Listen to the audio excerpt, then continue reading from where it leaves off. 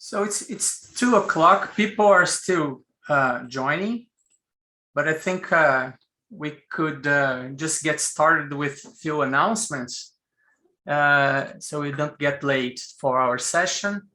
And so I'd like to welcome everyone. Good afternoon here in Brazil. It's 2 p.m. So we are having another one of our webinars in the Young Scientist Program webinar series that has started in May, and it's gonna end this month. We're approaching the end of the series. It will be a series of 10 webinars, and this is a kickoff event for the annual IUPAB Congress that this year will happen along with the annual meeting of the Brazilian Society of Biophysics and the Brazilian Society of Biochemistry and Molecular Biology in October, from between 4th and 8th October this year. So we had to adjust this Young Scientist program was designed to take place in a presential format with the support from IUPAB that would provide grants to bring young scientists from all over the world to join in this series of activities. But due to the pandemic, we have to adapt, and we transformed this in a webinar series, and it's been very interesting and exciting so far, with a lot of participants, and I'm sure we're going to have another one today. So today we will have a very interesting setting. So we'll have as a senior speaker Dr. Ingemar André from Lund University, and 4 young scientists from different places that are joining today. One has not joined yet. Marlon is not here, but since he's the last in the program, we hope he will join us and really soon. So just to make a brief introduction how it works, we'll have our first speaker, and everyone that wants to make questions and answers at the end can make them in the question and answer tab, or at the end of his talk you can also raise your hand and make your question orally. And then we're gonna move forward for the short talks, the 15-minute short talks, and will be the same procedure. People that want to make questions can address them in the question and answer tab, or raise their hand and make the questions orally. So so we can get started. I think it's we have already over 60 people in the audience. So I'm going to start just with a brief introduction from Dr. Ingemar. He's a associate professor at the Department of Biochemistry and Structural Biology at Lund University in Sweden. He has an undergrad and graduate training at the same university in biophysical sciences.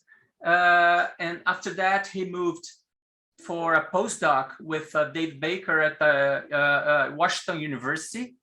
And his training is basically in biophysics and biochemistry. And his laboratory employs computation and experimental methods to investigate protein structure and function relationships and protein evolution. With that, he leads an active research group that is pursuing a number of research projects aimed to design and predict the structure of biological proteins, including those able to self-assembly into independent structures. And for that, he uses simulated protein structures and time-resolved experimental data as well. His group has published over 40 articles in these themes, many of which are highly cited. And it's a pleasure to have you here today, Ingemar. And please, we are the seat is yours to start your presentation.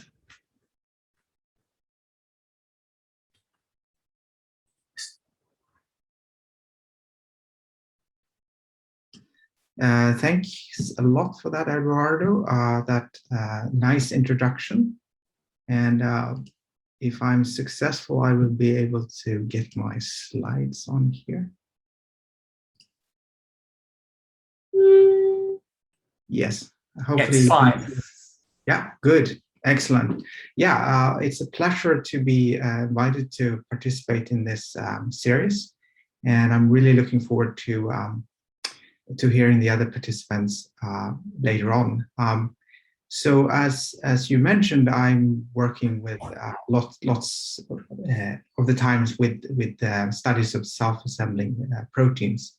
We try to design proteins that form certain types of higher order assemblies, and we try to understand the mechanism by which proteins assemble into higher order structures like virus capsids. And in doing so, we kind of often end up in situations where we have to combine, or we used to have to determine structures, experimental data to validate the some of our structural models, and we have to combine that with simulation. So, given that this was supposed to be this is a computational seminar this time. I thought I'd focus more on the sort of methodological aspects. But for those of you who are more interested in applications, I will talk about at the very end about how we use these kind of methods to understand the mechanism of the virus capsid assembly. So if you haven't fallen asleep at that point, then that would be something interesting for you perhaps at the end. So I was also instructed potentially if I could talk about something to do with sort of machine learning techniques, and I will do that, but it won't be the sexy kind that is very hot right now, which is deep learning. Deep learning uses a lot of data, and what I will talk about is in situations where you have actually little data, but hopefully it'll be interesting anyhow. So hopefully what I'm going to talk about, I'm going to give you a general introduction into some of the concepts behind combining experiments and simulations, and these will be for modeling of proteins. And then I'll tell you something about our approach to this, and then finally I will talk about some applications, how we apply this methodology. Right. So the idea to sort of combine experiments with simulation is not new. It's a very common task in structural biology and bioinformatics. Like, you know, some scenarios you use modeling without thinking about it perhaps too much. One of the areas is X-ray crystallography, where there's a little bit of molecular modeling involved in solving a structure. But they can have another scenario in which you have maybe a little bit less data or quite little data, and you have to use simulation in order to interpret your experimental data. And I'm more interested in the situations where you have a little bit less data, and that's what I will talk about today. So before I go on to talk about the methodology, I'd like to highlight some general challenges when combining experimental data with simulations of proteins. And so one of the challenges is typically the situation we're interested in is a scenario where the information content in the experimental data is not really sufficient to define the three-dimensional coordinates of proteins. So what's shown here is a small angle X-ray scattering spectra, SAXS spectra. And that from that curve, you can extract between 5 and maybe 20 different parameters. And so that's not something you can determine a 3D structure from. So the other thing you have to consider is many interesting situations where you want to study proteins in solution. You have a mixture of molecules, different species that you're studying and you have experiments from.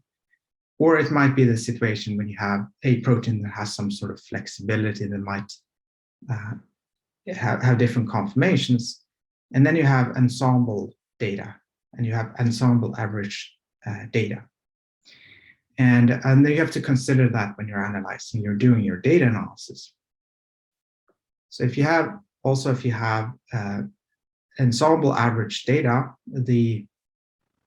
you're not really getting information about the individual conformations in your molecule.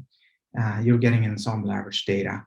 And going backwards from basically from the observation to the ensemble is an ill-defined problem. So you have to add additional data to actually be able to solve this problem, to learn about the ensemble from the ensemble data. And the last thing I want to mention is that in many situations, you want to model using a range of different experimental methods together. And then you have the problem, how do you balance the information content in these different observations? So you might have different number of data points for one experiment, and to the other might be a little bit different uncertainties.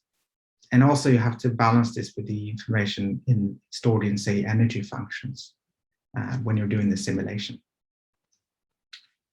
So traditionally, when one is trying to model the structure of a protein using experimental data, the common technique is to add a sort of pseudo energy, experimental pseudo energy to your energy function that measures how well a model matches the data.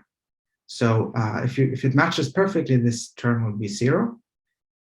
And so by simulating the protein structure guided by this hybrid energy function, you can balance these information sources. So you both get something that has good structural energy, but also matches the experimental data. But then you have to kind of balance, you have to find the balance here, and you do that by putting a weight on the experimental term here. And that can be done favorably in scenarios. You can determine the weights here using cross-validation. Like in crystallography, you have this R-free metric, which is a cross-validation metric. But in many cases, this is not so simple. And this is even more complicated if you have several types of data sources. So this is just showing an example of something we did some years ago. We tried to study we determined the structures of bacteriophage virus capsids, and this is showing the structure of one of the monomers in that phage capsid. And we did that using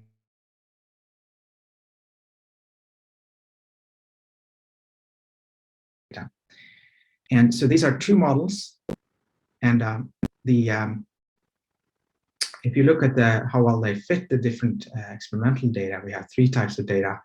You see that it fits fairly, one model fits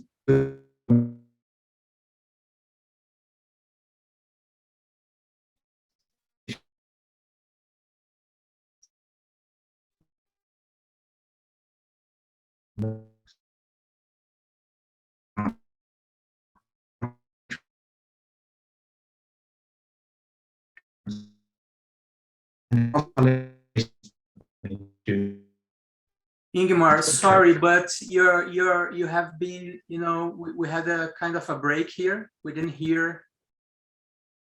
Can you hear us?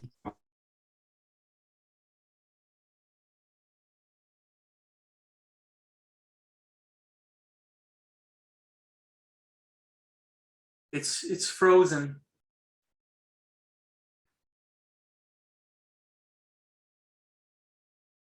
Eneida, você tava me ouvindo bem, né? Tava sim. Só ele travou, né? Com ele mesmo.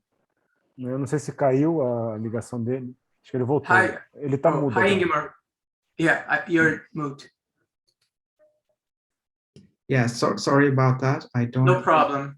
Yeah. Yeah. Okay. Okay, now it's okay. Right. I don't know exactly what point I lost you there. We missed this slide. Almost from yes. Yeah, okay. So basically what I was saying is we have multiple data sources. It can be a little bit complicated to combine them. So this shows it basically shows a situation where we model the structure of a bacteriophage, which is a bacterial virus capsid. And then we had data from two types of experiments: X-ray fiber diffraction and solid state NMR. And we modeled using both three types of data sources together. And what we found was that, we can, so this is showing the monomer, that one of the structures here, and we can look at how well it fits the data, these different data sources. And it fits, depending on which model you have, it fits one type of data better than the other. So, but if you combine them, they are somewhat equally good. But combining them here involves some sort of somewhat arbitrary weight on these different terms. So this is a bit challenging. So basically, this kind of guiding assimilation by the pseudo energy works well in many situations. It doesn't work well if your protein that you're studying actually has an ensemble of structures. But in that scenario, you can actually you can use an approach where you have replicas of your molecule that you simulate at the same time, and then you take an ensemble average over that replica, and you compare that ensemble average to your observation, your experimental observation. This way, you can guide an ensemble with experimental data, ensemble average data. And this is a super elegant method, and this has been used, for example, to study SAXS data using ensemble simulations by Jochen Hoop's group, for example, which I highly recommend you check out his work. But it does have a bunch of problems and challenges. It requires you to do these kind of on-the-fly calculations of the experimental property, which if it takes, if it takes a long time to calculate the experimental property from a model, seconds, it doesn't really become feasible to run this on the fly during a molecular dynamics simulation, for example. And then molecular dynamics, for example, often requires it's difficult to really sample conformation space efficiently. And you can't really use this if you have situations like protein-protein docking or protein-protein interactions from multiple oligomeric species. So another strategy that people have used is something called sample and select, which instead what you do is you first generate a big library of possible conformations. And you can do this where the method is really fairly rapid in sampling. And you do that without looking at the data. And then you take a second step and you take this structural library and you identify a small set of conformations that can explain the data of the experimental data. So in this case, we can represent the experimental data by two conformations, one with a population of 30% and then another one of 70%. And so then the problem you have when you're doing this is you have to learn these weights, you have to infer these populations. And on top of that, you have to decide which of these conformations should be included. And you have to decide how many members you want to have in your ensemble. And that's a little bit challenging to do. And there are different strategies and philosophies in the literature. So how to select these ensembles and the size of ensembles has been done differently. So some people have done basically fit very large ensembles. And then you do that several times and you see if there's a pattern. The problem with this is that you can overfit to the data, because the more members you add in your ensemble, the more likely you are to find something that actually fits the data. And then the other strategy is basically trying to find the smallest possible ensemble that fits the data with some sort of threshold. And that's is good, but it requires you to have some sort of somewhat arbitrary threshold for similarity. So another strategy is basically to have the data just tell you how many members can the data support, so that you can match the information content in the data with the complexity of the model. And we're using something called a Bayesian Occam's razor, which allows us to do that in a somewhat, I think, elegant way. So here's a little bit of it will be 2 slides of little math, but I will explain basically what I'm going to. I'm not going to spend too much time on this, but what we're using in a lot of our analysis is this Bayesian analysis, which is really powerful approach. And it's quite intuitive, because what you're really interested in if you have a model is the sort of parameters of a model, given the observation of the data. What is the most probable parameters of the model?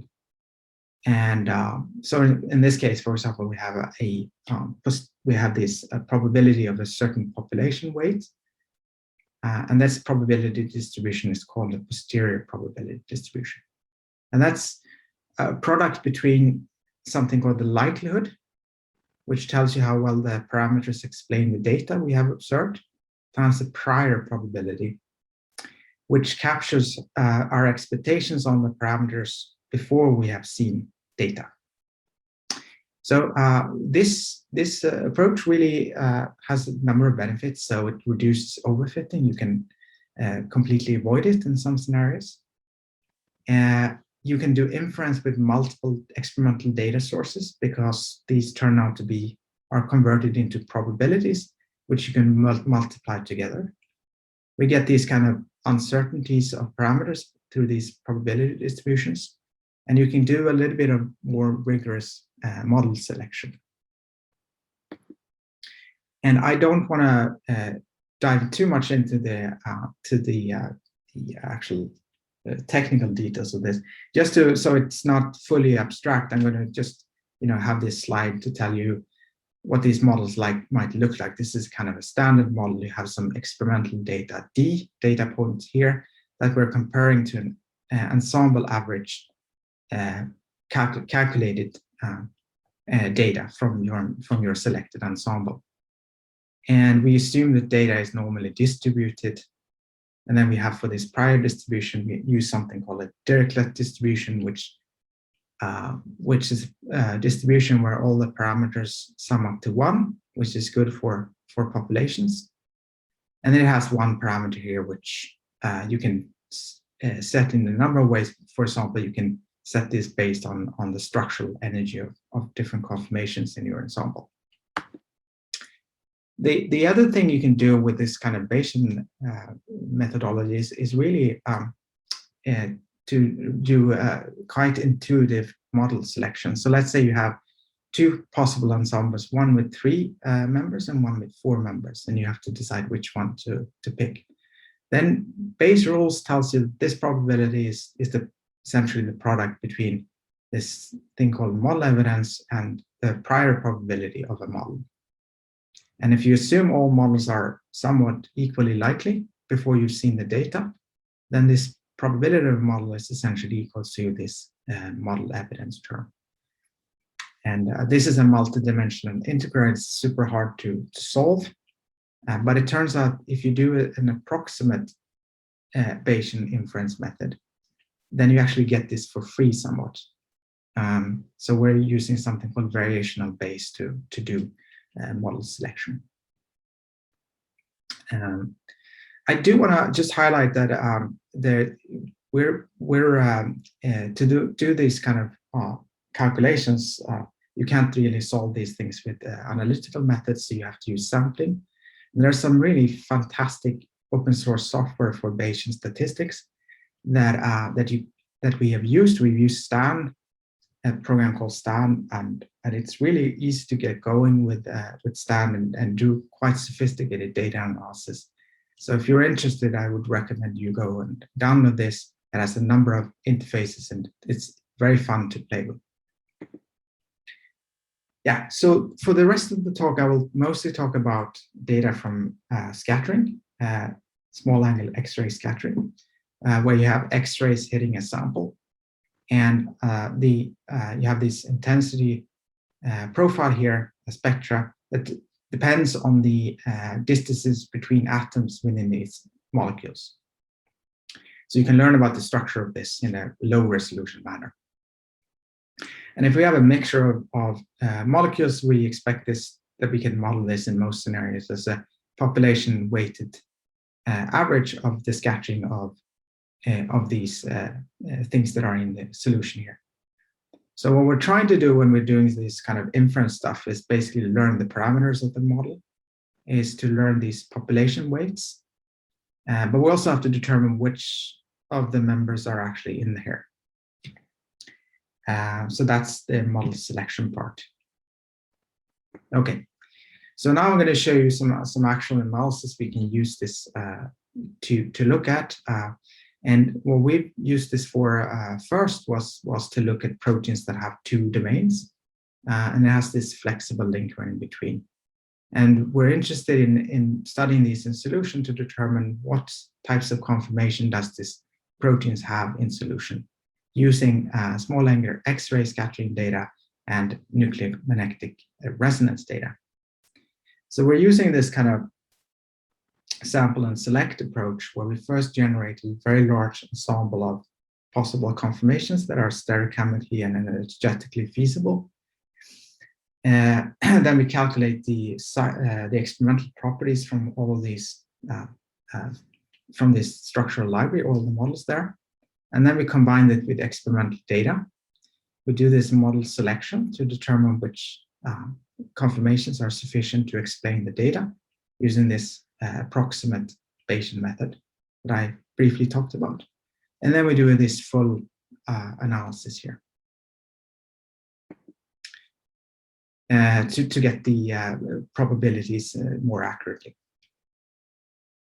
And so this is showing one example of where we analyzed a protein called camodulin, which is an archetypical two-domain protein. It has these two domains, and its function is very dependent on having a flexibility of the linker, so it can interact with target proteins in many different orientations. So we wanted to understand what kind of conformations does it have in solution. And so we ran inference calculations using basically three types of data: SAXS data and chemical shift data from NMR. And we also included structural energy of each conformation in the inference.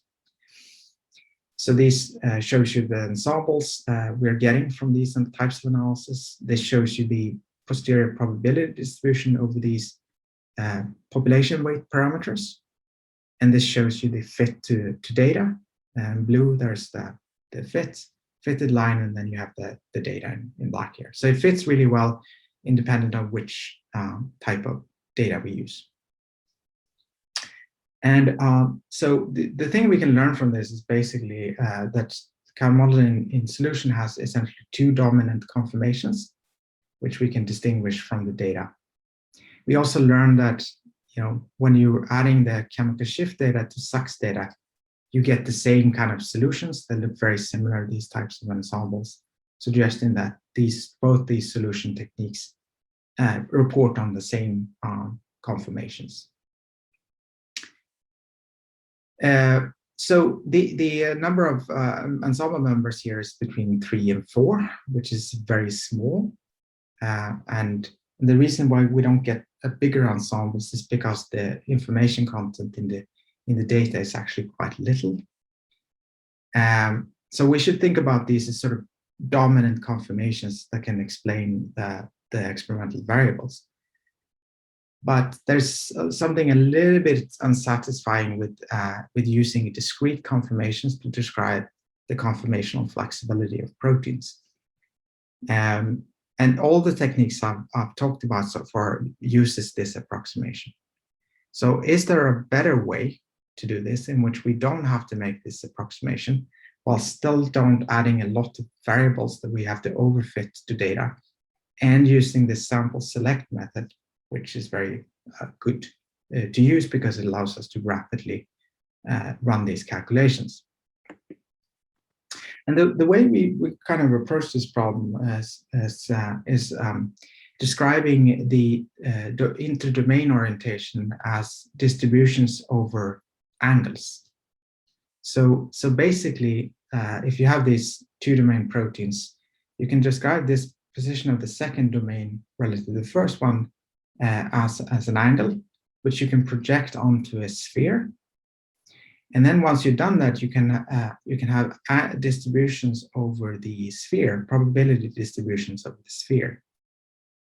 And so this is showing something called a von Mises-Fisher distribution, which is a probability distribution of a sphere. And let's say you have a very rigid linker, then we expect there to be at some direction on the sphere, we'd have a very peaked probability distribution. And if you have a flexible orientation, you would expect to have a very broad, unconcentrated probability distribution. So if we can learn these probability distributions, we can learn about the flexibility of this molecule. And you only need a few parameters to define these distributions, so it's very information dense. We don't have to overfit. And if you have two dominant conformations, you can add another probability distribution at this location here, for example. Right. So to illustrate that, here's some protein. You have the static domain here, and the other domain is either shown in red, blue, or green. So there are three dominant orientations: blue orientation, red, and green. And they're centered around a mean orientation here. And here's where we projected these conformations onto the sphere, and you can see the cluster on a sphere here. And each of these conformations here is red dot has a experimental structure here. And so if you look at what the experimental data you expect out of this would look like, it would be an ensemble average over the three different types of clusters here, but also an ensemble average over the different the orientations within each cluster here. So what we want to do is be able to basically go from this experimental data, use simulated conformations of linkers, project them onto the sphere, and combine that with the experimental data to actually learn about the probability distributions on the sphere. And so the problem of doing this type of science is there's no gold standard where we know the answer. So we often have to do a simulation study to demonstrate this works, where we know the answer. So I'm going to show you that now, that we can do this. We have a method that can go from this and basically determine these probability distributions on the sphere, which I'm showing here. And so this method is basically a clustering method on the sphere, guided by experimental data. So in its probabilistic method, which I won't tell you how it works because it would take too much time. So the first thing we can do is we can simulate linker orientations, and we can project them onto the sphere like this. And we don't know which, in this case, we simulate using three probability distributions again. But we don't know which dot here, which angle here correspond to which cluster to start with. Each dot here has a SAXS spectra, so we have a distribution here. So then we run our little inference method, and at the end, what we're getting is we can label each of these black dots according to which cluster it contains, or because it is part of, and it basically works really well. So most points are clustered or assigned to the right cluster. We have some misassignment, something blue here, which would be red. And the reason we can do this is because we simulate these things the data to begin with, so we know which cluster it's supposed to belong to. And the fit is really good to data, but it also fits if you look at the scattering from this cluster here, scattering from the blue cluster and the red cluster, it also can recover the correct values here. I'm not showing the actual probability distribution on the sphere, but they're also accurately recovered by this methodology. So this demonstrates that this method works. We can condense the domain orientation into a probability distribution over the sphere. And we're now using these methods to actually analyze experimental data, which I'm not showing you here in the interest of time. And we also haven't completed that analysis completely yet. Okay, so for the last part of my talk, I will talk about an application of these things. And so what I've said up till this point is we've looked at kind of static data where the populations of these species or conformations are constant over time. So what I'll talk about now is how we can study systems using these methodologies where the populations of species changes over time. And this is the reason why we actually develop these kind of techniques. And what we wanted to do was actually study virus capsid assembly, which is one of the coolest self-assembly reactions there is in nature. So these many viruses have these spherical assemblies that protects the nucleic acid of the virus, and they spontaneously self-assemble from these smaller building blocks like monomers and dimers, and then assemble through a pathway with lots of intermediates until they get to the final assembled state. And we want to understand what is the actual pathway and mechanism behind this. Are there any dominant species? So the capsid that we're interested in is this Hepatitis B capsid, which consists of 120 dimers. And each dimer forms this alpha helical structure, where it has this C-terminal domain. And we don't know the structure of that, so that's one of the challenges in analyzing this data, but I won't go into details about that. But this can bind RNA, which is the thing that goes into these kind of capsids in the natural setting. And so by having this extra extension, when we study the self-assembly reaction, we can actually do the assembly in the presence or absence of RNA, and to see if the RNA binding changes the mechanism and the kinetic mechanism of capsid formation. So experimentally, what we do is we take these dimers in a disassembly buffer, we mix it with assembly buffer, and then we can have RNA present or absent. We mix those very rapidly using a stop flow setup, and then we look at it with the X-rays. We get this small angle scattering spectra. So this is a time series of scattering going from milliseconds to about a minute.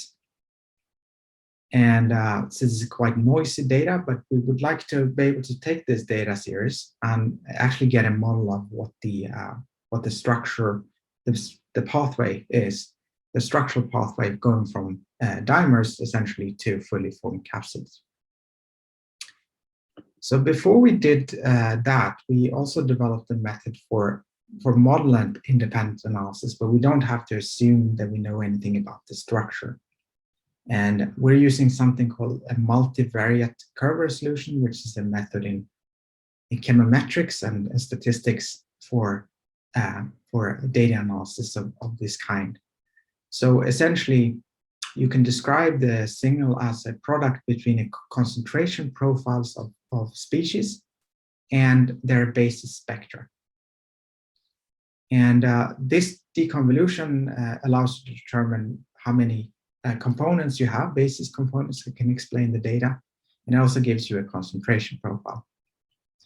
This is an undetermined problem, so you have to put a little bit of constraints into this to get this to work. So you have to develop a little bit of methodology to make sure it's actually giving you the right type of it can actually reconstruct data. And as before, we're, in order to determine that that works, we have to do first a simulation study, which we typically do. So in this case, we simulated a data series where we had essentially 3 populations. We had one population or one structure that is at essentially 100% beginning and then goes down to 0. We have an intermediate, and then there's a final species coming up at the later time points. And for each of these, we assumed a spectra, which of course we know when we simulate this, and then we can generate the synthetic data series. And then we use the MSR method to see if we can actually reconstruct these spectra again. So, and the concentration profile. So the solid lines is the true simulated spectra, and the dashed line is the reconstructed spectra. And so this works, as you can see, very well, both for concentration profile and the spectra. So now that we've shown that this methodology works and we can actually get concentration profiles out and basis spectra, we analyzed the actual experimental data. And this looks a bit complicated, and I won't be talking about all of it, but I will highlight some features of this. Okay, so the first thing we can see is that the data suggests there are 4 components in this. One is an early component, the blue component, and then there are 2 intermediates followed by a final component here. So the blue, if you take the basis spectra that we extracted from the analysis for the blue curve, it matches really well with the spectra for the dimer, which we can study under static conditions in disassembly conditions. And the orange one matches really well the capsid. So this is quite obvious. We are going to start with dimers, and we're going to end up with capsids. But the data analysis also shows that the capsid assembly progresses through 2 highly populated intermediates. We don't know what the structure of these are by this methodology, so the next thing I will do is actually talk about how we can build a model for that. The other thing we can do is we can do the same experiment, but we can basically add RNA during the assembly process. And we see that basically the path, we get the same result. We get 2 intermediates, the highly populated intermediates, suggesting that the assembly the assembly pathway is not really affected by the presence of RNA. It goes a little bit faster when you have RNA present, but the mechanism seems to be the same. So the final thing I'll talk about is how we can extract a structural model from this data using the techniques that I've talked about so far. And so we're going to use this sample and select approach that I mentioned before. We're going to create a structural library, and we can, of all possible species that we think could be found during the assembly. And we can do this by taking the crystal structure of the virus, and we can strip off dimers until we get to a single dimer here. And then we have a set of intermediates, possible states. And for each of those, we can calculate a SAXS spectra and store that information. Then at each time point, so for example, at the 500 millisecond time point, we can predict the populations of each of these members in the ensemble. In this case, there's a 50% dimer and a 10% tetramer, for example. So what we can do next is we can predict these concentration profiles or populations as a function of time for all time frames. And the resulting prediction is going to be quite noisy because it's very noisy data. So each individual SAXS frame is very, very noisy. But then we fit a smoothed lines through this instead. And we do that for all the species in the ensemble. And then we can go back and use this smoothed line instead of the noisy data. And we use this smoothed line as a bias in the prediction again, where we run for each time frame, we infer the population but we use the smoothed line, the population of the smoothed line as a constraint here. And then we repeat this process a large number of times where we predict the concentration profiles, we fit the smoothed line, we use the smoothed line as a constraint, and then return until it converges. So at the end of the experiment, this is actually what we're getting now. So this is pretty cool, I think. This is actually a structural model of how hepatitis B capsid assembles using actual structures, and a model that fits the data good considering the experimental noise in the data. And these are the concentration profiles, and as you can see, it really fits well with what we saw from the model-independent analysis. There are two intermediates. It starts from a dimer and assembles into a capsid at the end. There are actually two types of capsids, but I don't want to go into those details. The first intermediate that we observe here is trimers of dimers. And in other experiments with a truncated form of the virus capsid, this has been observed to be an intermediate. So our structural model actually fits observations made on the truncated version of this, which doesn't include the RNA binding portion. And what's really remarkable is it seems like there's a highly populated intermediate here during the assembly of the virus, which contains this half-closed structure. So I think I've shown you now how we can take these kind of methodologies based on statistics and machine learning and use those to analyze experimental data to learn about things like self-assembly of viruses. So I hope you took something away from this. And I do want to end up by acknowledging the people who've done the work here. So the Bayesian inference project has been really spearheaded by Wojtek, who was postdoc in my lab and then went on to work for the European Spallation Source. We continue to work together. Morteza has been working on the MCR and the angle reconstructions, and he's a statistician, which is why we can do these kind of more sophisticated things. And the experimental work was done by Ryan Oliver, a former postdoc in the group. And that, I think I should end there, my presentation. I'm happy to take a look at some questions. Thank you, Ingemar, for your great talk. There is one question here in the question and answer tab from Gonzalo Ferreira. I'm not sure Gonzalo wants to ask your question, if we can allow you to talk as well. And just otherwise I can read your question too. Thank you. Do you hear me? Yes, we do. Okay. Thanks a lot. Very nice talk. I enjoyed quite a lot your talk. The first question is why, what's the basis of using the Bayesian, the Bayes theorem and normal distributions for the variables? Is it the limit for the central limit theorem that you're applying for each variable, and then you use up on that Bayes theorem? Why is it that you don't use chi-square, for instance, expected against observed? Mm-hmm. So the statistical reasons about it. So maybe you can expand a little bit more that.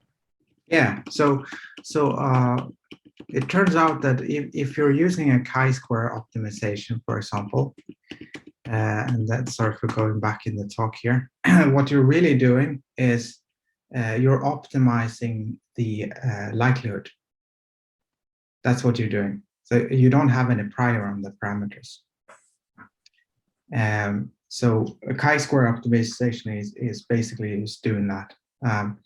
So the general idea with the Bayesian statistics is that you're by having some prior information and an idea about what values the parameters can have, you can constrain the model in a feasible region If you do a chi-square optimization, you can easily overfit because you're allowed to have any parameter value.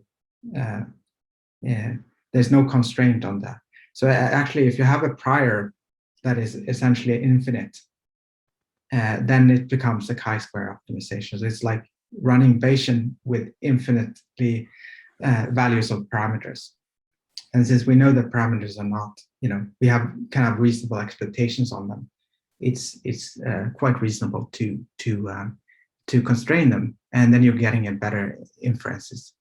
The other thing to say for the normal distribution is, I mean, from the SAXS data analysis, it's well known that it's highly, if you look at the data itself and the noise of the data, it fits quite well to a normal distribution. So experimentally, we know that the data fits the normal distribution. You can make other assumptions about it. Actually, the true underlying data before you do a kind of averaging is Poisson distributed data. But after this ensemble averaging, you use this law of averages, as you mentioned, and it becomes the normal distribution. Thank you. Thanks a lot. Yeah. I don't want to scare you with this mark, so I'm going to change some other nicer picture here. There is one question here in the question and answer tab from Talita. Very nice talk. Thank you so much. Do you consider to try the Bayesian inference using intrinsically disordered proteins? Yeah. So actually, the reason we started using Bayesian analysis at all is we read a paper where this kind of methodology that we kind of extended to SAXS had been used by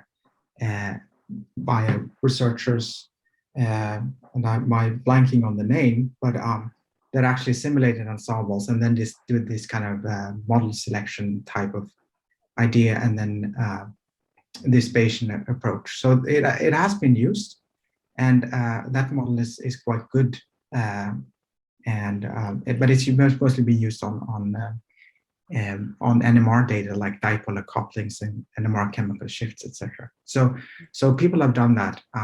We are not studying intrinsically disordered proteins. I'm afraid of proteins that don't have a well-defined structure.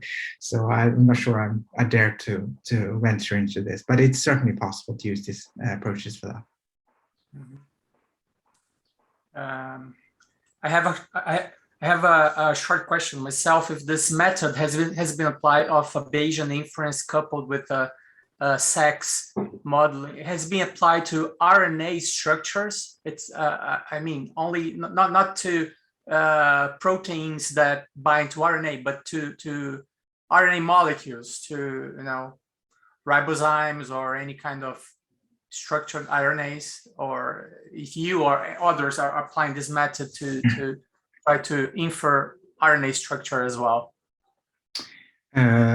No, we haven't done it because we're sort of more, well, we are using RNA, but I don't quite understand RNA, so it's too complicated for me.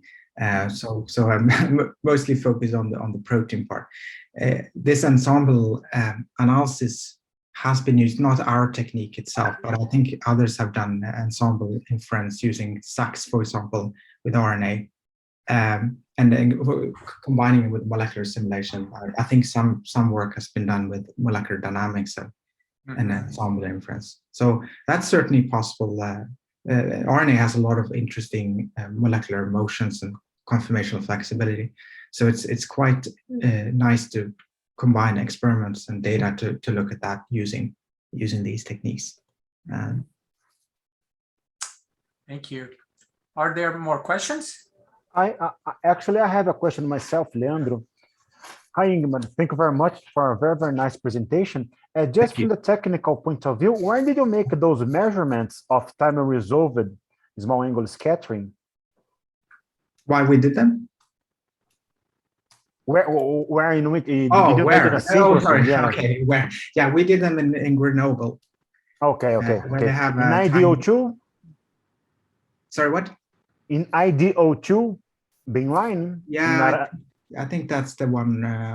I think it's the one. Yeah, they have a time resolved. They have a stop flow setup for on. Yeah. It So, was very, very nice. Congratulations. Very, very nice data and a very, very beautiful work.